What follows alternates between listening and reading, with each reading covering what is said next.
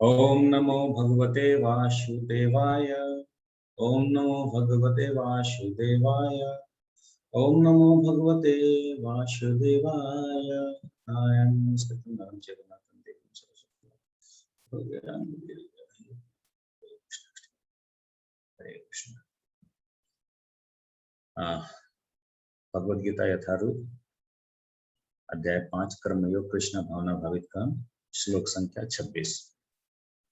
तो 21 नंबर श्लोक से 25 नंबर श्लोक तक भगवान ने बताया कि जो लोग स्थित प्रज्ञ व्यक्ति है, जो आत्मा में रमण करते हैं, जो द्वंद्वों से मुक्त है, उनको 3 विशेष गुण अपने अंदर में डेवलप करना पड़ता है। जिसके अंदर 3 गुण के अंदर में हम लोगों ने देखा कि पहला तो था राग और द्वेष से मुक्त, यानी नो अटैचमेंट नो डिटैचमेंट।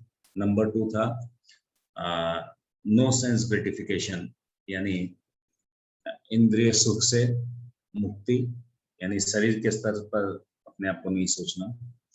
और तीसरा ये था कि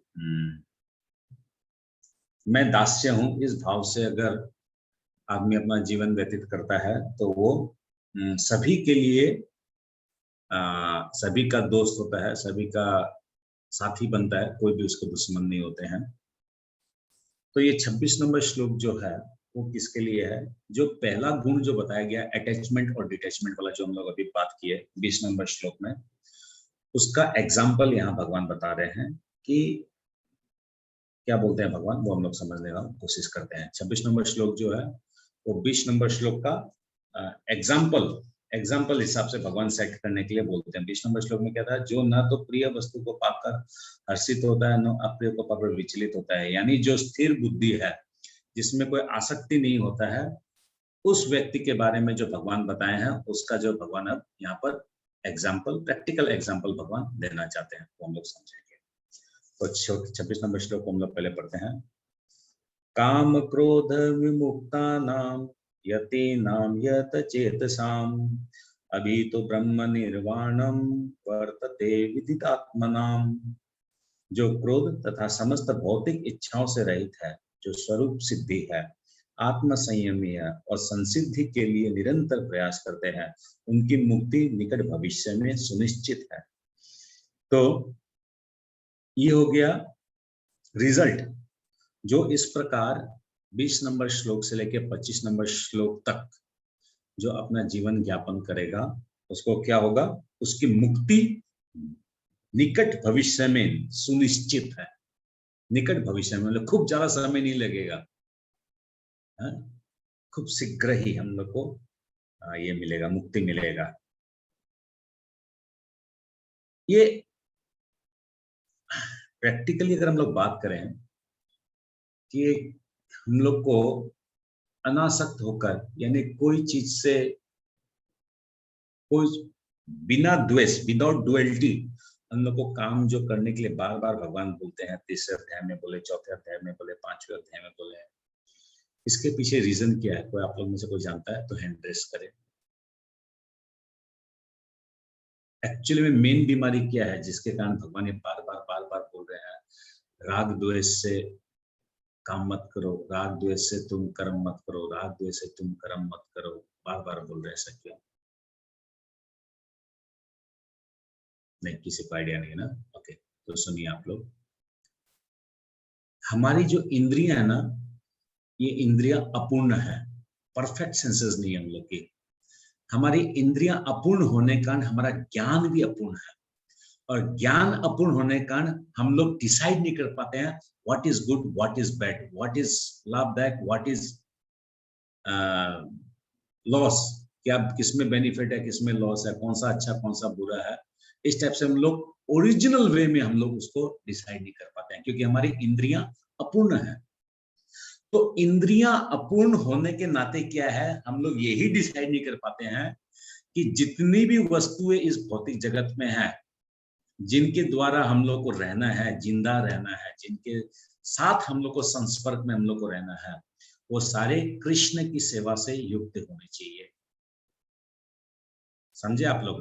हमारी इंद्रियां अपूर्ण है, so original form of good and bad क्या है वो हम लोग नहीं पहचान पाते हैं। And original form of good and bad is nothing. Nothing is good, nothing is bad. Everything is manufactured by God and everything should be used for the seva of God. भगवान की सेवा में सब वस्तु को लगाना है. भगवान के द्वारा सब चीज उत्पन्न है. तो क्या खराब और क्या बुरा? कोई चीज भगवान ऐसा जो बुरा बनाया है? भगवान ने सब चीज ठीक ही बनाया है. हमारी नजर से, हमारी दृष्टि से अच्छा है और बुरा है. और हमारी दृष्टि में अच्छा और बुरा इसलिए है क्योंकि हमारी दृष्टि ही अपूर्ण है. हमारी दृष्टि में वो ज्ञान चक्षु नहीं है. अगर ज्ञान चक्षु अगर होता हमारी दृष्टि में तो क्या हम लोग भेदभाव करते? ज्ञान की कमी है. ओके, तो मेन इश्यू, जो मेन प्रॉब्लम जो है द्वंद्व का, डुअलिटी का, ये है अपूर्ण इंद्रियां. एनीवेज, तो भगवान क्या बोलते हैं? जो क्रोध तथा समस्त भौतिक इच्छाओं से रहित है. समस्त इच्छाओं से रहित है यानी जो हम लोग अभी ऑलरेडी 20 नंबर से 25 में जो पढ़े कि सभी प्रकार, जब जो सभी प्रकार से अपनी इंद्रियों को अगर भगवान के लिए संयुक्त करेगा, भगवान की सेवा में लगाएगा, तो ग्रेजुअली क्या होगा? धीरे धीरे उसकी भौतिक वस्तुओं के प्रति जो उसकी आसक्ति है वो कम होती जाएगी. क्योंकि भौतिक चीजों के प्रति आसक्ति कब बढ़ती है? जब हम लोग इंद्रियों को जब उसको भोग करना चाहते हैं इंद्रियों के माध्यम से. फिर जो स्वरूप सिद्ध है, जो आत्म संयमी है, स्वरूप सिद्धि मतलब आत्म संयम हो गया, जो आत्मा में रमण करता है, जो आत्मा के स्तर पर है. स्वरूप सिद्धि एक स्तर थोड़ा सा ऊपर है कि आत्म संयमी जो है वो हो सकता है ज्ञान मार्ग में चला जाए, मगर जो स्वरूप सिद्ध है यानी वो ये एनालिसिस कर लिया, वो ये समझ गया. सबसे पहले तो मैं त्रिपुरारी प्रभु को प्रणाम करूंगा, जो जिनकी तबीयत बहुत खराब थी और उसके बावजूद वो जो है क्लास ज्वाइन किए हैं. तो थैंक यू सो मच प्रभु. हरे कृष्णा, दंडवत प्रणाम. तो स्वरूप सिद्ध व्यक्ति कौन हो गया? जो आत्मा में तो रमण करता है, इसके अलावा उसको क्या हुआ? वो अपना मूल स्वरूप को पहचान पाया कि वो कृष्ण का नित्य दास है. सीमा माता जी पकड़ पा रहे हैं?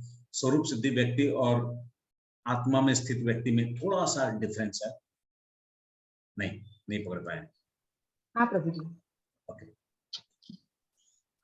तो जो इस प्रकार भौतिक इच्छाओं से मुक्त है, स्वरूप सिद्ध है, आत्मा में स्थित है और निरंतर भगवान को प्राप्त करने की इच्छा करता है.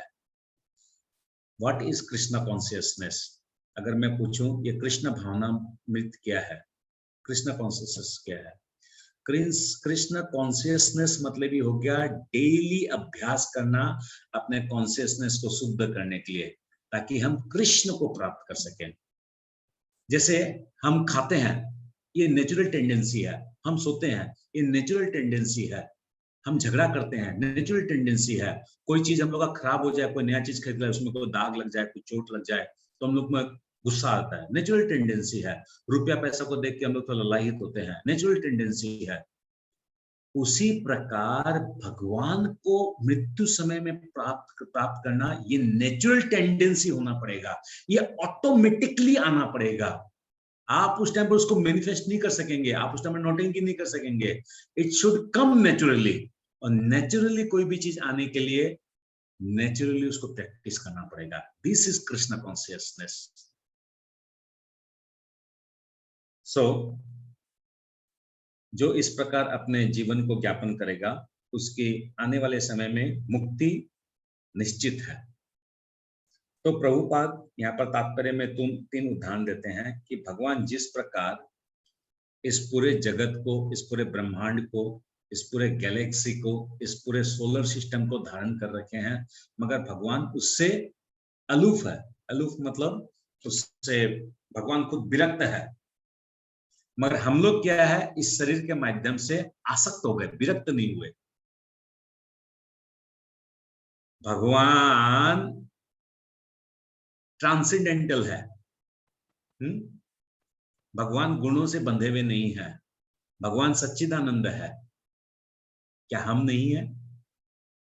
क्या हम एक्चुअल स्वरूप जो हमारा, क्या वो नहीं है? हम लोग एक्चुअली में ट्रांसेंडेंटल है. हम लोग भी निर्गुण है भगवान की तरह, और हम लोग भी सच्चिदानंद है. मगर भगवान क्या है, इस पृथ्वी में अवतार लेने के बाद भी भगवान अपने आप को अनासक्त रखते हैं इस पृथ्वी से. मगर हम क्या करते हैं, इस पृथ्वी में आकर इस पृथ्वी से आसक्त हो जाते हैं। सुनीता राय चौधरी माता जी है कि नहीं है क्लास में? ओके, यू आर गेटिंग माता जी हिंदी वर्ड्स? ओके, तो भगवान बोल रहे हैं हमें भगवान की तरह बनना चाहिए।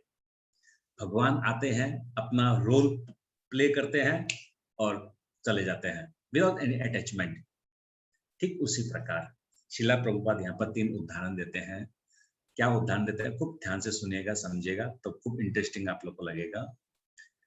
पहला उदाहरण भगवान देते हैं, शिला प्रभुपाद देते हैं कि कछुआ होता है। कछुआ क्या करता है, सी शोर जो होता है सागर किनारे अपने अंडों को लेस कर देता है और अंडों को देने के बाद वो वापस समुद्र में चल जाता है और समुद्र में किनारे में वो समुद्र में रहकर बिना अंडों को छूकर सिर्फ अंडों का ध्यान कर कर, अपने बच्चों का ध्यान कर कर वो उन अंडों से बच्चों को उत्पन्न करता है। यानी देखिए किस प्रकार से वो अनासक्त है? वो touch without touching all the eggs, वो उसको अंडों को जो है वो उसको प्रोड्यूस करता है वो अपने बच्चों को। यानी हम जीव आत्मा को भी इस पृथ्वी में हम लोग रहते हैं तो हम लोग को भी ऐसा व्यवहार करना चाहिए। अनासक्त, ठीक है, मेरे माँ बाप है, मेरी पत्नी है, मेरी बहन है, मेरे मौसा है, मेरा घर है, मेरे प्रॉपर्टी है, मेरा लैपटॉप है, बट अनासक्त होके ज्यादा आकर्षण नहीं होना है। आकर्षण से गड़बड़ का काम हो जाएगा। पहला एग्जाम्पल। दूसरा एग्जाम्पल भगवान बोलते हैं कि मछलियां होती है, मछलियां क्या करती है, सागर में नदी में अपने अंडों को देती है। अब वो जो अंडों को जो देती है वो ऐसा नहीं है उन अंडों के साथ ही रहती है और उनका फिर जैसे ईगल वल्चर ये जो होते हैं ये क्या होते हैं, अंडे देते हैं, नेस्ट एक गुफा में रखते हैं, उनके प्रति खूब आसक्ति रहती है। बंदरों का भी अपने बच्चों के प्रति खूब आसक्ति रहता है, खुद का ले लेके घूमते हैं। जिराफ जो है, हालांकि जिराफ का एग्जाम्पल उसमें नहीं दिया हुआ है, जिराफ जैसे ही जिराफ के गर्भ से जब बच्चा पैदा होता है वो माँ जो है जिराफ को लात ही लात पैर ही पैर का मारती है ताकि वो पहला दिन से वो अपने पांव पे खड़ा होकर चलना और दौड़ना सीखे, नहीं तो उसको खा जाएंगे कोई ना कोई जंगली जानवर। तो यहाँ पर दूसरा उदाहरण दिया गया है मछलियों का। जो मछलियां जो है वो क्या करती है, सागर में नदी में कहीं भी जो है वो अपने अंडा देती है, मगर वो अंडों के साथ साथ रह के उनका पालन पोषण नहीं करती है। वो क्या करती है, आंखों के द्वारा अपने अंडों का पोषण करती है। मछलियां आंखों के द्वारा अंडों का पोषण करती है। देखिए कितना आश्चर्य का बात है। यानी हमसे अच्छी तो ये यही है, मछलियां ही है, हमसे अच्छे तो इन लोग ही है। हम लोग क्या करते हैं, जैसे 9 महीना हो, दूसरा तीसरा महीना लगता है, बस सारा दिन भर, आप लोग के लिए नहीं बोल रहा हूँ मैं अपने रिश्तेदारों के लिए बोल रहा हूँ, इतना अधज्ज हो जाते हैं, बस बेड रेस्ट चाहिए, ये चाहिए, वो चाहिए, काम नहीं करेंगे, फलां नहीं करेंगे, यानी आसक्त हो गए। अब बच्चा होने के बाद जो है और ज्यादा आसक्त हो जाते हैं, हैं? जैसे उसी के बच्चा हुआ, बाकी पृथ्वी में किसी का बच्चा होता ही नहीं है। तो ऐसा नहीं होना चाहिए, this is not the way. ठीक है, भगवान का गिफ्ट है, भगवान से गिफ्ट मिला है, ठीक है, इसको अच्छा भक्त बनाना है, दैट्स ऑल। ज्यादा अटैचमेंट नहीं होना है। पहला एग्जाम्पल जो है टर्टल का देते हैं, दूसरा एग्जाम्पल फिश का देते हैं और तीसरा एग्जाम्पल भगवान बोलते हैं चिड़िया का। तो चिड़िया जो है, कुछ चिड़िया होती है जो अंडों को देती है और अंडों को देने के बाद उन अंडों को जो वो स्पर्श करके, सिर्फ सिंपल स्पर्श करके जो है वो उस अंडों से जो बच्चे होते हैं उनको उत्पन्न करती है, पैदा करती है और उनका पालन करती है। तो यहाँ पर कहने का तात्पर्य क्या है कि जिस प्रकार काम और क्रोध से विमुक्त होकर, क्या बताया गया, काम क्रोध विमुक्ता नाम, काम से, जिस प्रकार टर्टल, फिश, चिड़िया सबका उदाहरण दिया गया है, विमुक्त होकर। आप लोगों में से कोई बता सकता है, काम और क्रोध के ऊपर पहले भी एक श्लोक आ चुका है, किसी को अगर ध्यान में तो सिर्फ हैंड रेस करे, या फिर ज्यादा जन नहीं बता पाएंगे, बताइए कौन बताएगा। काम और क्रोध पे आया, बोले पूजा माता। प्रभु जी तीसरे अध्याय में कामेषु क्रोधेषु। Very good. Very good, very good. Okay, 3.37 में है काम एषो क्रोध एषो रजोगुण समुद्भव महासनो महापापम बुद्धिने में ही वेरिनम। तो काम और क्रोध को देखिए भगवान थर्ड चैप्टर में बताया, फिफ्थ चैप्टर में वापस रिपीट किया है। मूल बात भगवान वही चीज बता रहे हैं, काम और क्रोध से हम लोग को मोक्ष। बात यह है मोक्ष प्राप्त करने का जिसका इच्छा है वो अनासक्त होकर कार्य करेगा, मगर क्या करें, बहुत बड़ा गंभीर समस्या है। बिजनेस करो, जॉब करो, सब जगह क्या है कि लंपट लोग भर्ती है। उन लंपट लोग से आपको डेली सरवाइव करने के लिए क्या करना पड़ता है, एकदम हम लोग को अपना सब सारा भगवत गीता का ज्ञान जो है वो फिनिश हो जाता है? सिर्फ अपने आप को सस्टेन करने के चक्कर में, क्योंकि इस पृथ्वी में ये क्या बोलेंगे आप,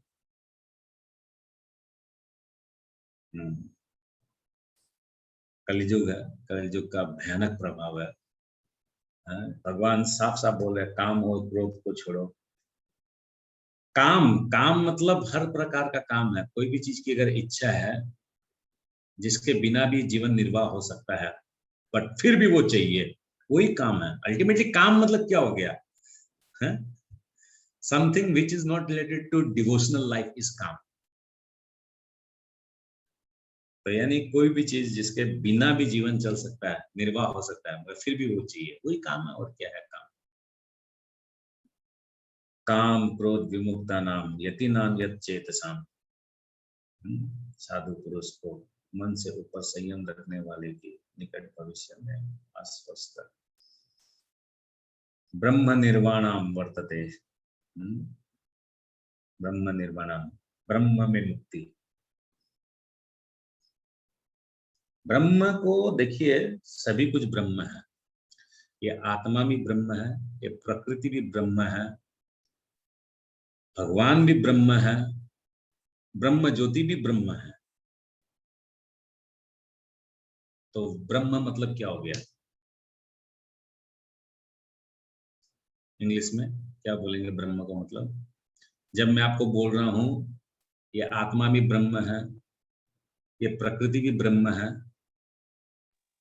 ये ब्रह्म ज्योति भी ब्रह्म है, और भगवान भी ब्रह्म है, परमात्मा भी ब्रह्म है, तो ब्रह्म का मतलब हम लोग क्या निकाल सकते हैं? जी eternal. Eternal. Very good, eternal. ब्रह्म मतलब इटर्नल, सत्य है। तो 13वां चैप्टर में अर्जुन महात्मा पूछते हैं भगवान से, ब्रह्म क्या है?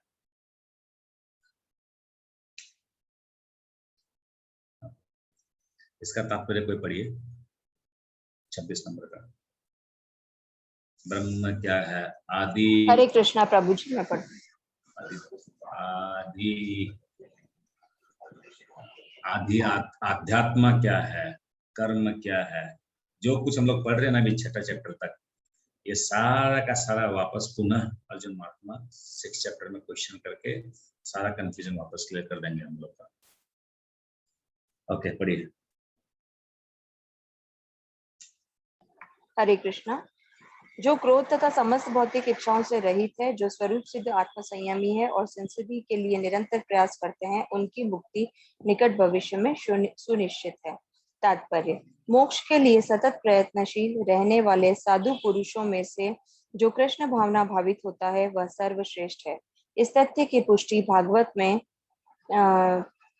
इस प्रकार हुई है: यत पादक पंग न कंज पलाश विलास भक्त्या कर्माशयं ग्रथित बुद्ग्रथयन्ति सन्तः तद्वन्तरिक्त मतयो यत योऽपि रुद्र स्रोतो गणास्तमरणं भज वासुदेवम।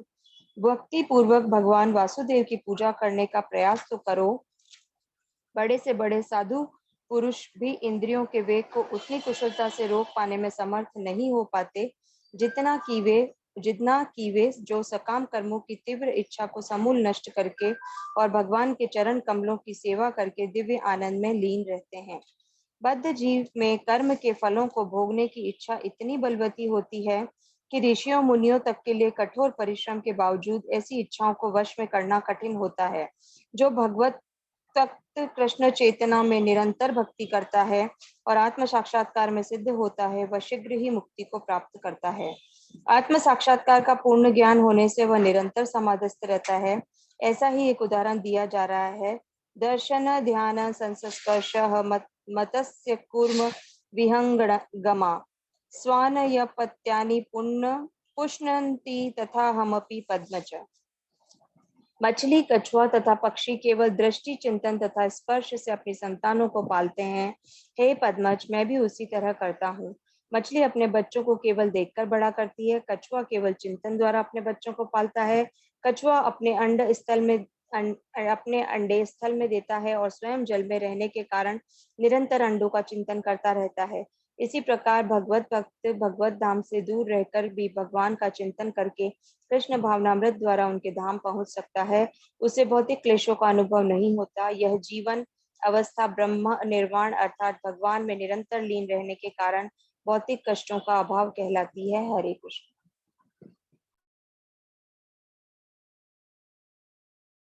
हरे कृष्णा। तो यहाँ पर एक बहुत सुंदर सेंटेंस है लास्ट पैराग्राफ में, इसी प्रकार भगवत धाम से दूर स्थित रहकर भी भगवान का चिंतन करके कृष्ण भावना भावित द्वारा उनके धाम पहुंच सकता है।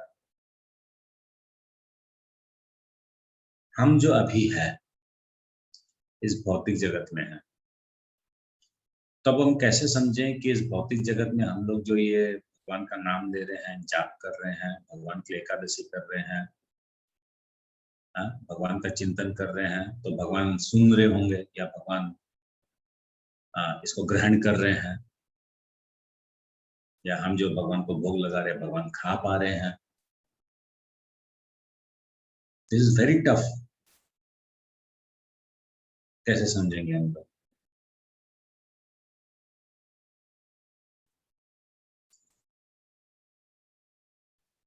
नहीं, नो आइडिया। ओके, पूजा मारो माता जी, बोलिए। प्रभु जी ट्राई करती हूँ। भगवान तो कण कण में है ना, तो उनको भीतर का बाहर का सब कुछ पता है। इसके लिए हम जो भी करते हैं उनको सब पता होता है ना। नहीं, वो पता का बात नहीं है। How lord is accepting our service, how lord is accepting our food, how lord is accepting our seva. प्रभु जी जीव सेवा करते हैं। बोलिए जीव सीता माता जी। सीता माता जी बोलिए। हरे कृष्ण प्रभु जी।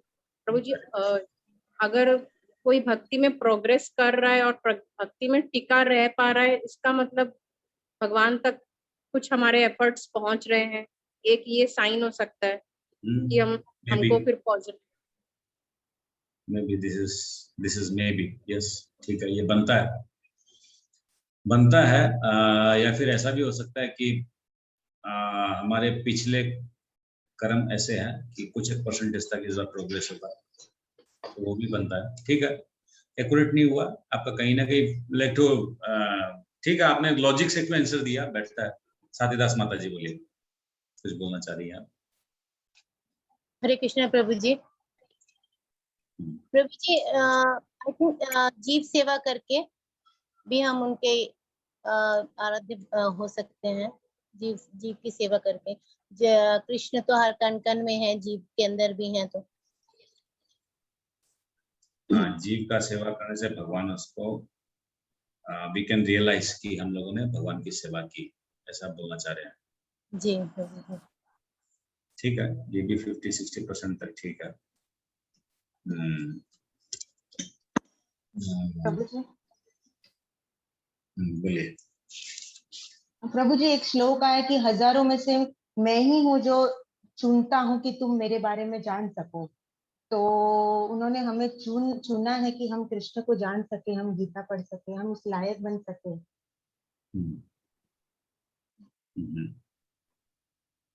ठीक है, तो इसलिए हम लोग को भगवान ने खुद चॉइस किया है, इसलिए हम लोग हमारी सेवा भगवान ग्रहण करेंगे। ठीक है, ये भी बैठता थोड़ा थोड़ा। ओके, अनु गुप्ता माता जी बोले। हरे कृष्णा प्रभु जी, कर्म कौशल से भगवान को कर सकते हैं, क्योंकि हर टाइम हम इसी भाव में रहेंगे, कृष्णा कॉन्शियसनेस में रहेंगे, तो जैसे आपने बताया ठीक है। हर काम भगवान के लिए करो, हाँ, हर ठीक काम है, करते हुए कर्म भगवान कौशल। को आगे रखना है। So how we will know that? Question is how we will know that Lord is accepting our seva or not? बात अगर ये है, हमारा मन, प्रश्न ये है, अगर हमारा मन लग रहा है भगवान की तरफ, भगवान से प्रेम हो रहा है और संसार कम होता जा रहा है और भगवान की तरफ बढ़ते जा रहे हैं, इसका मतलब भगवान हमारा प्रेम भगवान कहीं ना स्वीकार कहीं हमारी सेवा कर रहे हैं, सेवा एक्सेप्ट कर रहे हैं। ओके, ठीक है, आपका भी कुछ हद तक ठीक है।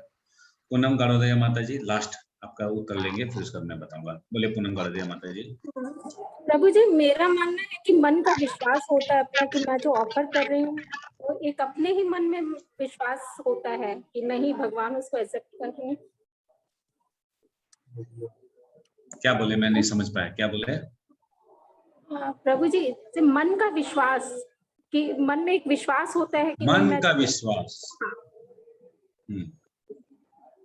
अरे मन तो पगला है, मन तो चंचल है, मन पर कितना पूरा रामायण महाभारत पूरा गीता लिख दिया मन के ऊपर में। मन नहीं का तो प्रभु बात जी, छोड़िए। जब भोग लगाते हैं या भगवान का कीर्तन करते हैं तो एक तो संतुष्टि होती है ना मन में, कि आज मैंने भोग लगाया, ऑफर किया, तो वो एक तो अपने आप से विश्वास आ जाता है कि नहीं भगवान ने वो किया है, नहीं तो एक तो बेचैनी सी रहती है।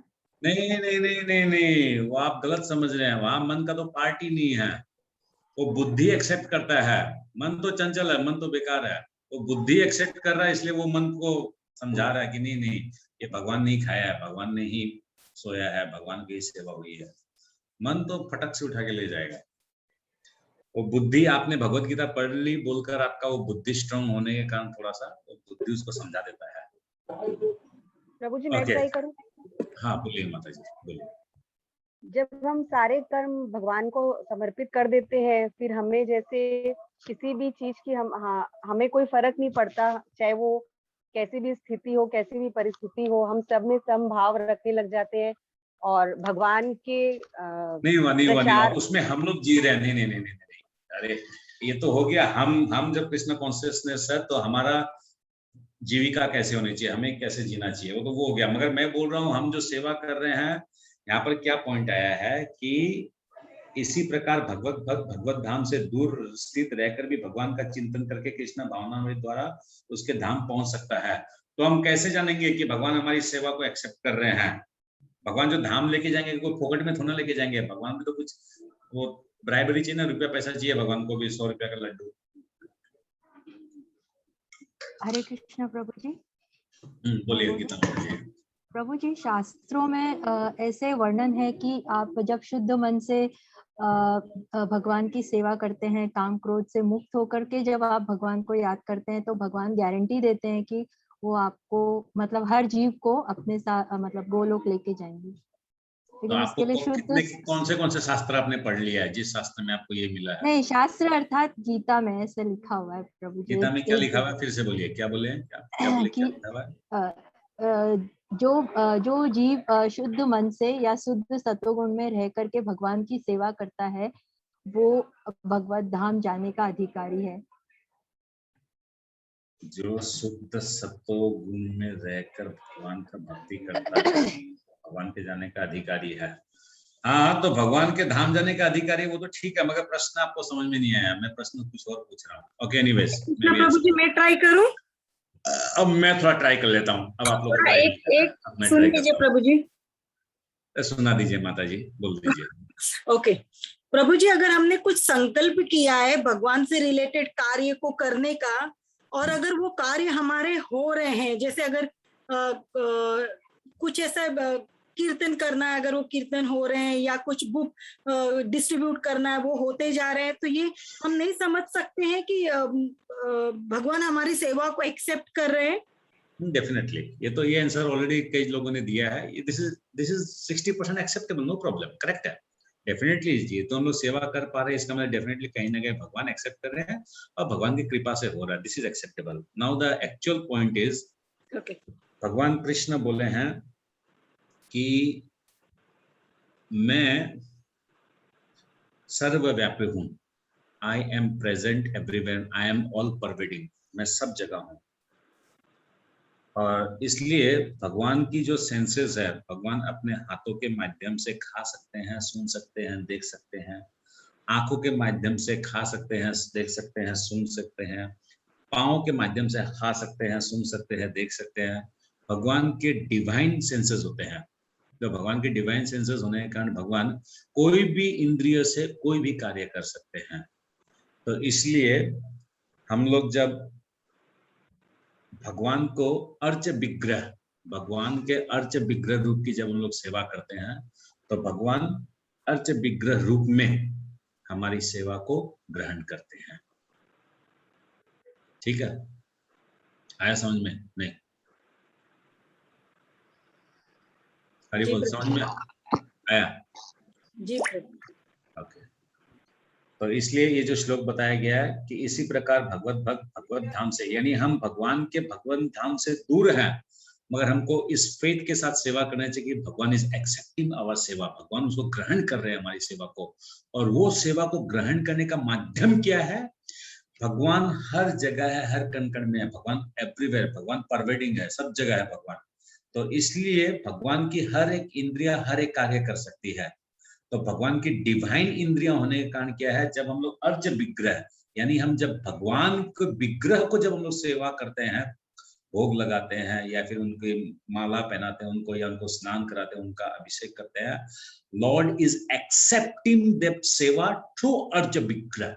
क्योंकि अर्च विग्रह जो है वो विधान में आया है, वो शास्त्रों के विधान में है कि भगवान वैसे एक्सेप्ट करते हैं सेवा को, क्योंकि वो उस विग्रह में भी भगवान स्वयं रहते हैं। पूजा मारू माता जी, समझ पा रहे हैं? विग्रह में भगवान है, इसलिए भगवान उसको एक्सेप्ट कर रहे हैं उस सेवा को। प्रभु जी थोड़ा सा कंफ्यूजन था, मतलब आप ये बोल रहे थे कि हमें कैसा पता चलेगा कि भगवान एक्सेप्ट कर रहे हैं, उसका क्या सिंबल है yes, exactly? because since Lord is present in vigrah, since Lord is present in everywhere, so he is accepting our seva. Okay, 27 number 28 number श्लोक, ये दोनों एक साथ में लेते हैं। अभी ये जो पॉइंट जो था ना, ये इस प्रकार भगवत भक्त भगवत धाम से दूर स्थित रहकर भी भगवान का चिंतन करके भाव कृष्ण भावना में द्वारा उसके धाम पहुंच सकता है, ये 29 नंबर श्लोक में क्लियर हो जाएगा। 29 नंबर श्लोक में जो लास्ट श्लोक है, 27 और 28 नंबर श्लोक जो है ये है ध्यान योगी के लिए, क्योंकि अभी नेक्स्ट चैप्टर ध्यान योगी पे आने वाला है, तो भगवान उसका थोड़ा सा इंट्रोडक्शन हम इस दो श्लोक में कर देते हैं।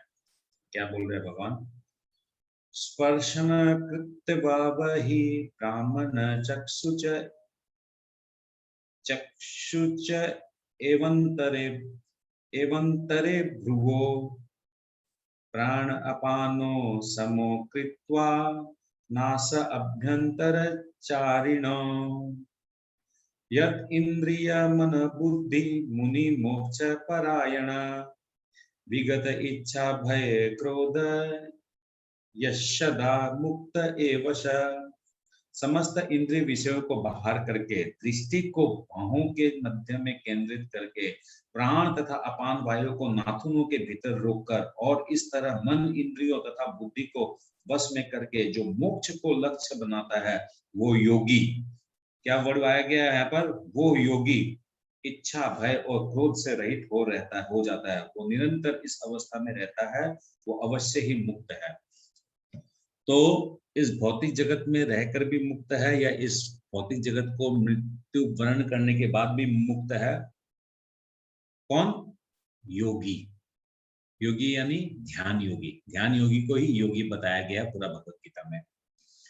तो मगर उस योगी को कुछ स्पेशल कैरेक्टरिस्टिक्स को करना पड़ेगा, कुछ स्पेशलाइज्ड उसको होना पड़ेगा। कैसा स्पेशलाइज्ड होना पड़ेगा? समस्त इंद्रिय विषयों को बाहर करके, मतलब सारे इंद्रियों को संयमित करके, दृष्टि को भाव के मध्य में लाके, यानी ये जो भाव जो है इसके मध्य में केंद्रीय को एकदम एकाग्र करता है, अपने उसको दृष्टि को एकाग्र करता है, एक जगह एकदम राके भाव के बीच में उसको एकदम ध्यान लगाता है, वो यहाँ पर बीचों बीच मिडिल पॉइंट में।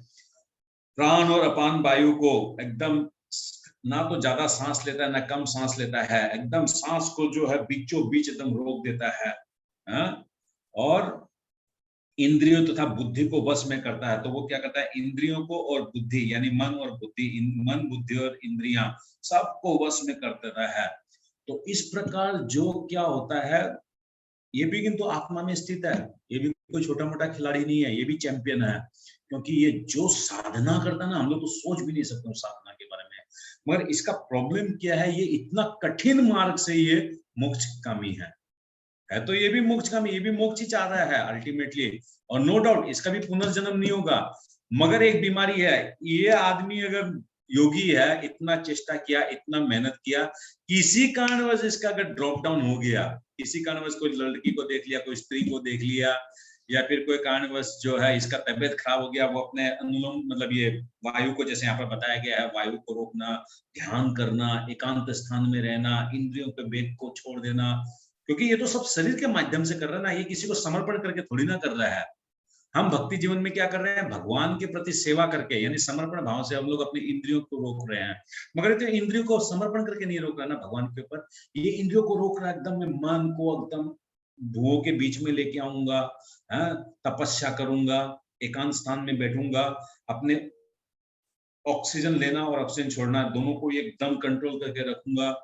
इस टाइप से इन लोग का बैठने का, उठने का, सोने का, खाने का, सब चीज का नियम होता है, जो 6 चैप्टर में बताया जाएगा। तो यहाँ पर जैसे कि इंट्रोडक्शन दे रहे हैं भगवान ये बोलने के लिए कि ये लोग, ये योगी लोग जो ना, ये भी ब्रह्म में स्थित है और ये भी मुक्त है। हाँ, इसमें क्या क्या समस्या है, क्या क्या प्रॉब्लम है, इसमें और भक्ति योग में क्या डिफरेंस है, और योगी और भक्त दोनों में कौन ऊपर है, कौन चैंपियन इन दोनों में, वो आगे वाले आने वाले अध्याय में बताया जाएगा। ठीक है, जल्दी से इसका तात्पर्य कोई पढ़िए। मैं पढ़ती हूँ। कृष्ण भावनामृत में रत होने पर मनुष्य तुरंत ही अपने आध्यात्मिक स्वरूप को जान लेता है, जिसके पश्चात भक्ति के द्वारा वह परमेश्वर को समझता है। जब मनुष्य भक्ति करता है तो वह दिव्य स्थिति को प्राप्त होता है और अपने कर्म क्षेत्र में भगवान की उपस्थिति का अनुभव करने योग्य हो जाता है। यह विशेष स्थिति मुक्ति कहलाती है। मुक्ति विषयक उपयुक्त सिद्धांतों का प्रतिपादन करके श्री भगवान अर्जुन को यह शिक्षा देते हैं कि मनुष्य किस प्रकार अष्टांग योग का अभ्यास करके इस स्थिति को प्राप्त होता है। यह अष्टांग योग 8 विधियों, यम, नियम।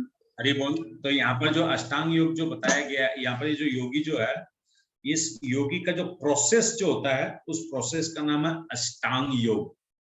मतलब यम, नियम, आसन, प्राणायाम, प्रत्याहार, ये सारा है सिस्टम है इसका। ये सिस्टम हम लोग को 6 चैप्टर में सारा डिटेल्स में बताया जाएगा।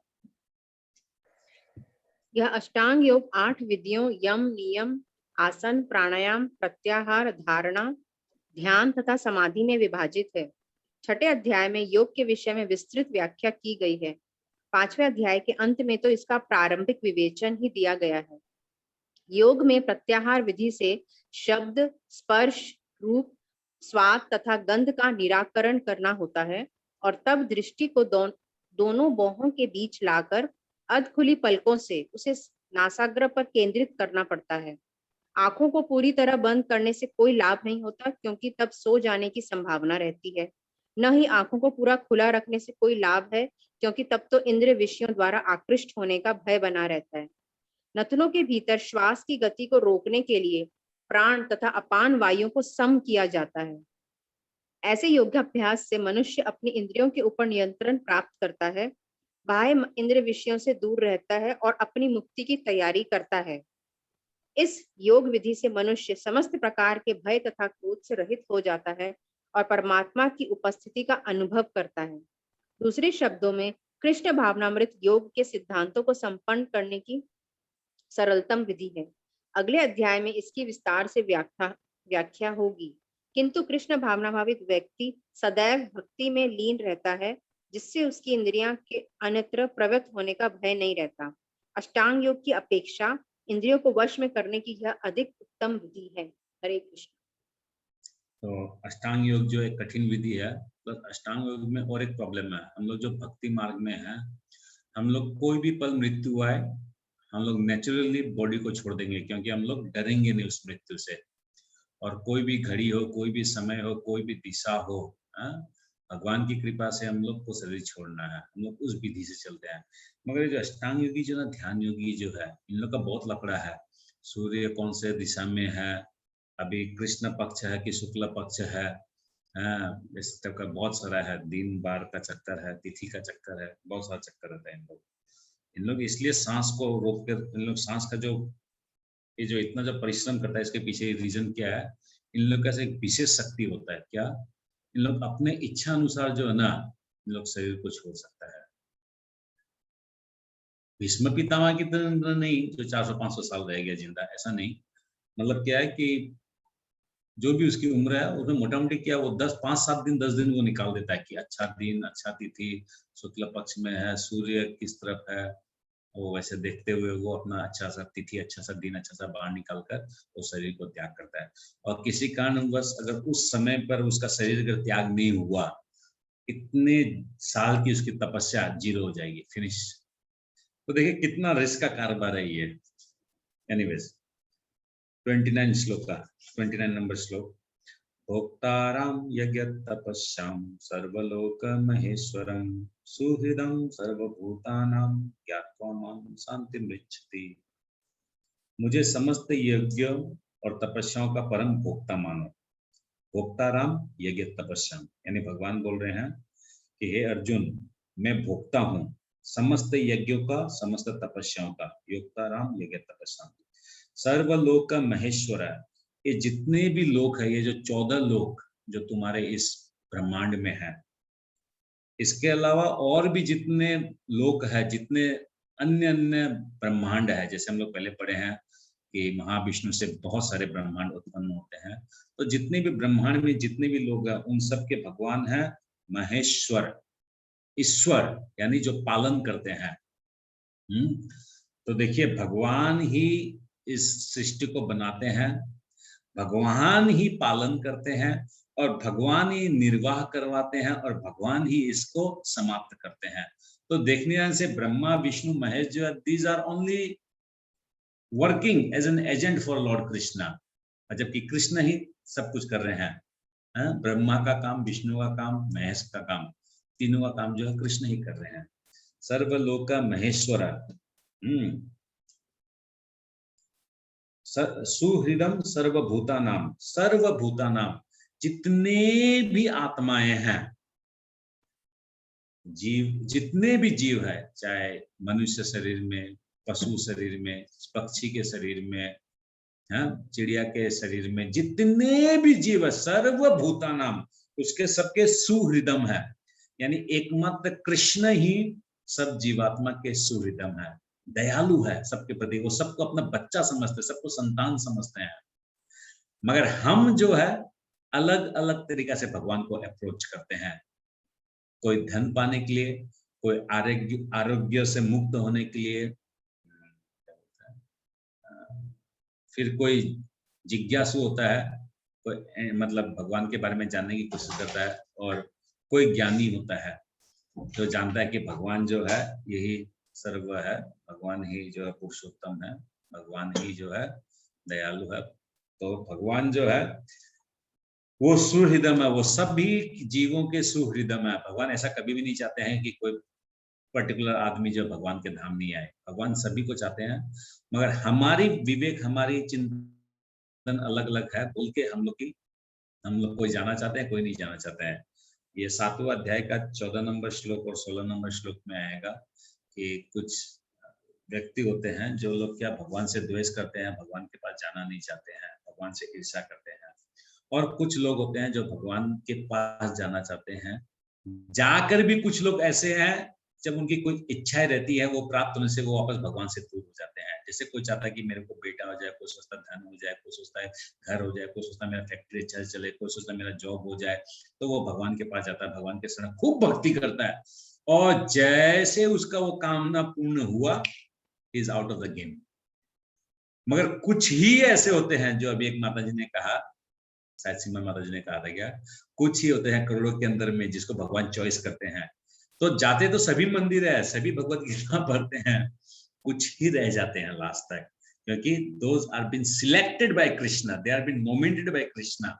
राज्यसभा और लोकसभा दोनों मालूम है ना, लोकसभा इज उसको वहां पर युद्ध करना है, और राज्यसभा जो है वो वहां पर इलेक्टेड हो गया है, सिलेक्टेड हो गया है, वहां पर इलेक्टेड नहीं हुआ है।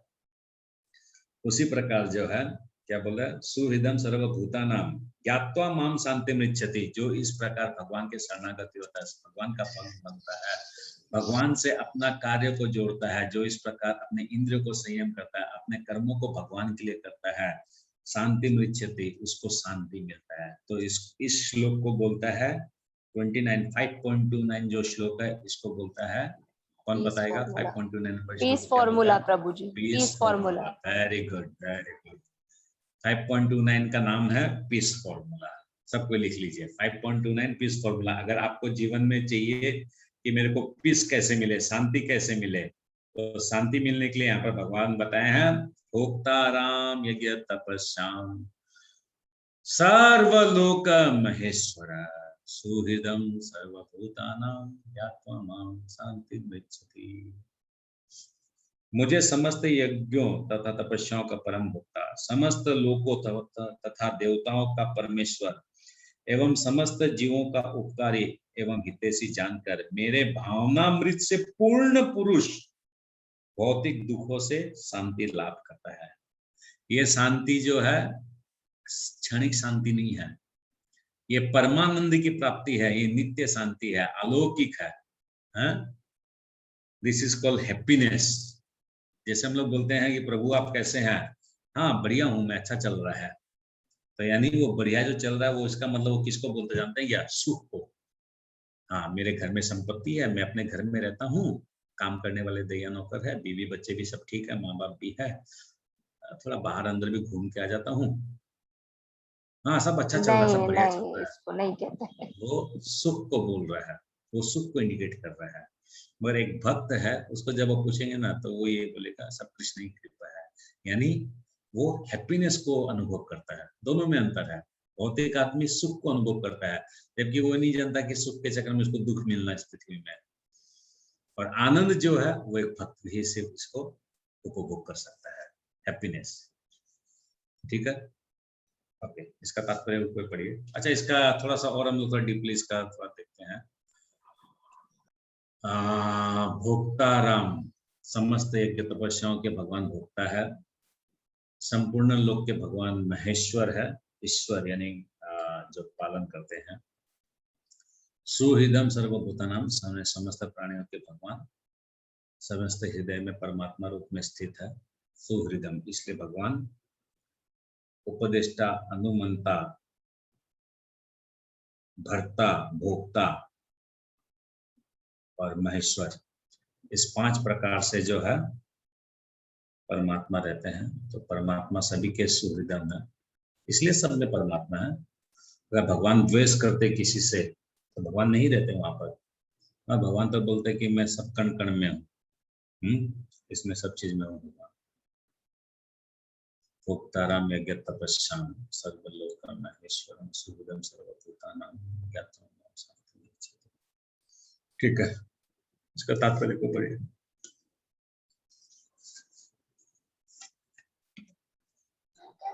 हरे कृष्णा, मैं पढ़ती हूँ प्रभु जी।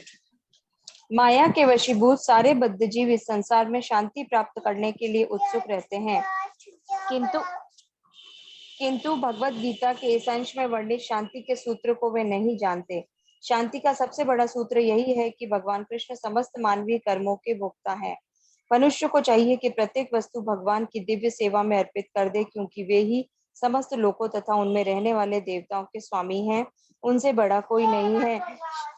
हरे कृष्णा, हरे कृष्णा। तो देखिए 2 सिचुएशन मिला है। पहला सिचुएशन क्या मिला है कि समस्त कर्मों के, हम जो भी कर्म करते हैं, सुबह से कमाने से लेकर बच्चों का पालन पोषण से लेकर ट्रेवलिंग से लेकर जो भी कार्य करते हैं, इन समस्त कार्यों को अगर हम लोग भगवान से जोड़ के करें, हम लोग जो बार बार जो क्लास में बोलते हैं, क्यों? अगर भगवान से जोड़ के करेंगे तो क्या होगा, हमारे मन में ये रहेगा भगवान इज द एंजॉयर। भोक्ता मतलब एंजॉयर, भगवान इज द एंजॉयर। मेरे जो कर्म, इससे जो फल जो बनेगा, इससे जो रुपया पैसा, जो धन संपत्ति आएगा, इसका जो एंजॉयर है वो एंजॉयर जो है भगवान है। तो इस प्रकार जब हम लोग सोचेंगे तब क्या होगा, हम लोग को शांति मिलेगा। Number 1 condition, number A. Number B क्या बोल रहा है कि मनुष्य को चाहिए कि प्रत्येक वस्तु भगवान के दिव्य सेवा में अर्पित कर दे। दूसरा चीज क्या है कि जो भी चीज है वो भगवान की दिव्य सेवा में अर्पित कर दे। तब क्या होगा, समस्त लोकों तथा उनके रहने वाले देवताओं के स्वामी हैं, क्योंकि वे ही समस्त लोकों तथा उनमें रहने वाले देवताओं के स्वामी हैं। कृष्ण भावनामृत क्या है जानते हैं क्या? कृष्ण भावनामृत हो गया भगवान कृष्ण से जुड़कर ऐसा जीवन यापन करना कि जिसमें फुल कन्विक्शन हो, फुल फेथ हो कि मैं मेरे द्वारा किए गए कार्यों से ऑटोमेटिक सारे जीव संतुष्ट हो रहे हैं, सारी देवी देवताएं संतुष्ट हो रहे हैं, और मेरा कर्म जो है, मेरे जो कार्य है वो सतह प्योर हो रहे हैं। This is Krishna consciousness. तो इसलिए यहाँ पर ये मेंशन किया गया है कि समस्त लोगों, मतलब अगर आप भगवान से अर्पित करके, भगवान से जुड़कर अगर अपने कार्य कर रहे हैं, डोंट वरी अबाउट द देवता, don't worry about the other लोग, they all will be automatically satisfied. इसलिए देखिए प्रभुपाद खूब इंटेलिजेंट है। क्या ज्वाइन के देखिए, मनुष्य को चाहिए कि प्रत्येक वस्तु भगवान की दिव्य सेवा में अर्पित कर दे, क्योंकि दिस इज नाउ कन्विक्शन, क्योंकि वे ही समस्त लोगों, मतलब ना तो आपको ब्रह्मा जी शिव जी को संतुष्ट करना है, ना ही आपको दुर्गा को, काली को, साईं बाबा को, इसको उसको किसी को संतुष्ट करना है, ना ही अपना बीवी बच्चा माँ बाप किसी को संतुष्ट करना है। भगवान को अगर आप संतुष्ट कर दिए, ऑटोमेटिक स्वतः ही सब संतुष्ट हो जाएंगे। और लास्ट में क्या बोल दे, तथा उनमें रहने वाले देवताओं के भी स्वामी हैं। फुल फेथ होना चाहिए, चिंता का बात नहीं है, भगवान का सेवा कर रहा है, टेंशन का बात नहीं है। कल को कुछ अगर खराब भी अगर हुआ ना, सपोज, अरे जीवन है तो कभी खराब हो सकता है, कि क्या जरूरी है कि अभी जा रहा हूँ हार्ट अटैक मार देगा, हो सकता है जा रहा हूँ एक्सीडेंट हो जाएगा, हो सकता है कहीं जा रहा हूँ किसी से मतभेद हो गया है, कुछ भी हो सकता है। दैट डजंट मीन कि मेरी भक्ति में कोई कमी हुई है, ये इसलिए वो मेरे कर्म का प्रावधान है, कर्म की ये फल है, ऐसा मेरे को मिला है। मगर ऐसा कभी नहीं हो सकता है कि मैंने कृष्ण की सेवा की इसलिए वैष्णो देवी मैया जो है नाराज हो गई, कामाख्या माई नाराज हो गई, शिव जी नाराज हो गए, ऐसा नहीं हो सकता, नेवर नहीं हो सकता। अगर ऐसा अगर होता तो प्रभुपाद और भगवान इतना बार देवी देवताओं के बारे में नहीं बोलते। तीसरे अध्याय में हम लोग को देवी देवताओं के बारे में बोला गया है, चौथे अध्याय में बताया गया है। चौथे अध्याय में देखिए, तीसरे अध्याय में देवी देवताओं के बारे में जो श्लोक था, यस, तीसरे अध्याय में था 3.13-14 के आसपास ऐसे कुछ था गया कि सारे देवता जो है वो मेरे बोलने पे वर्षा देते हैं, ये करते हैं, वो करते हैं, अन्न उत्पन्न होता है, जो भी हो वहां पर, मतलब भगवान बता रहे हैं कि I have given the power to the देवतास। 14 ऐसे कुछ जो भी है। फिर चौथा नंबर अध्याय में तो भगवान पूरा एक श्लोक ही बता दिया है, भगवान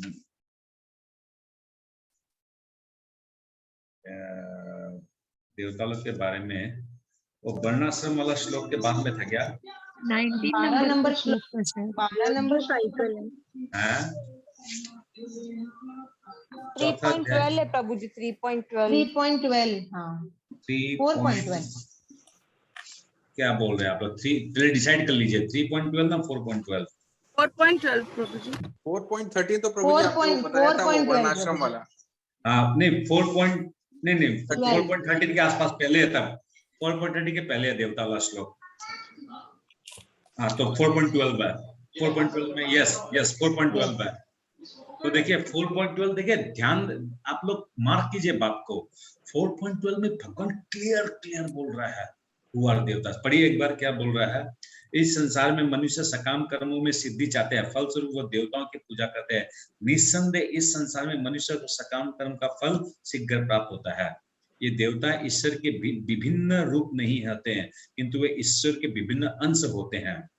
कृष्ण ही एकमात्र परमेश्वर और सभी देवताओं को इस भौतिक जगत का प्रबंध करने के लिए शक्तियां प्रदान करते हैं।